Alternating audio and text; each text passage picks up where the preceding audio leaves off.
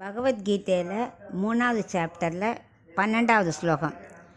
இஷ்டான் போகான் he வோ தேவாः தாஸ்யந்தே யஜ்ஞபாவிதாः தைர்தத்தான பிரதாயைப்யோः யோ புங்க்தேஸ்தேன ஏவ சஹ. இப்போ இதுக்குள்ள அர்த்தத்தை பார்க்கலாம். அதாவது கிருஷ்ணர் சொல்கிறார், நமக்கு கொடுத்ததை யாக யஜ்யம் மூலம் பூஜை பண்ணி தேவர்களுக்கு கொடுத்தா நான் திருப்தி அடையிறேன்னு சொல்கிறா இல்லையா. அந்த தேவர்கள் என்ன பண்ணுவா? திருப்தி அடைஞ்சா நிறைய செல்வத்தை நமக்கு கொடுக்குறா. இவ நிறைய சாட்டிஸ்ஃபை ஆன உடனே பகவான் என்ன பண்ணுறார்? உயர்ந்த மோட்சத்தை கொடுக்குறார். ஸோ நமக்கு என்ன கிடைக்கிறது? இங்கேயும் அனுபவிக்க நிறையா கிடைக்கிறது. நம்ம சின்சியராக பண்ணுறதுனால நமக்கு மோட்சமும் கிடைக்கிறதுன்னு சொன்னார் இல்லையா. அதை பற்றி இப்போ எக்ஸ்பிளைன் பண்ணிட்டுருக்கார். அதாவது நமக்கு கொடுத்ததை நம்மளே ஃபுல்லாக அனுபவிச்சுட்டு இருந்து பகவானுக்கு எதுவுமே திருப்தியாக படும்படியாக செய்யலைன்னா அதுக்கு பேர் திருடன். அவனை திருடன்னே பகவான் சொல்கிறார்.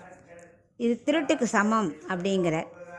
எப்படி பாரு, நம்ம சம்பாதிச்சதை நம்மளே உபயோகிக்கிறது எப்படி திருட்டாகும்? நாம் தானே உழைச்சேன், அது என்னோடய பணம் தானே அப்படிங்கிறோம்.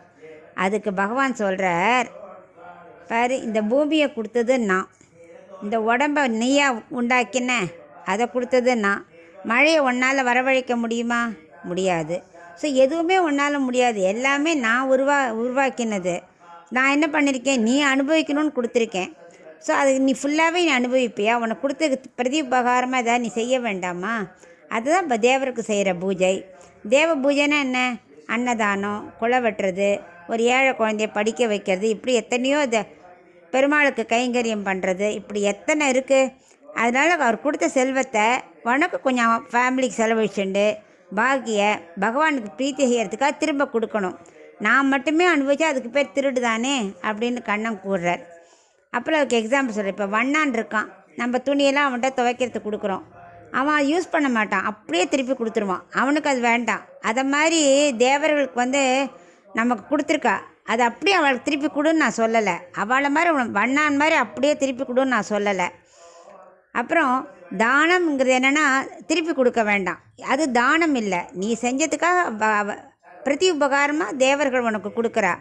தானமாக கொடுத்தா நீ திருப்பி கொடுக்க வேண்டாம், இது தானம் இல்லை. ரெண்டாவது, இப்போ வரி கட்டுறோம், நமக்கு நிறைய லாபம் வந்துடுத்து, அதுக்கு வரி கட்டுறோமா இல்லையா கவர்மெண்ட்டுக்கு?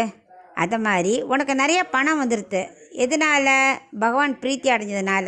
அதுக்கு நீ என்ன பண்ணணும்? பிரதி உபகாரமாக அவருக்கு நான் செய்யணுமா வேண்டாமா அப்படின்னு ஒன்றொன்றையும் அவர் கணக்கு காமிக்கலை. எப்படி பண்ணணும்? தேவர்களுக்கு பூஜை பண்ணால் நான் எப்படி பிரீத்தி அடையிறேன்?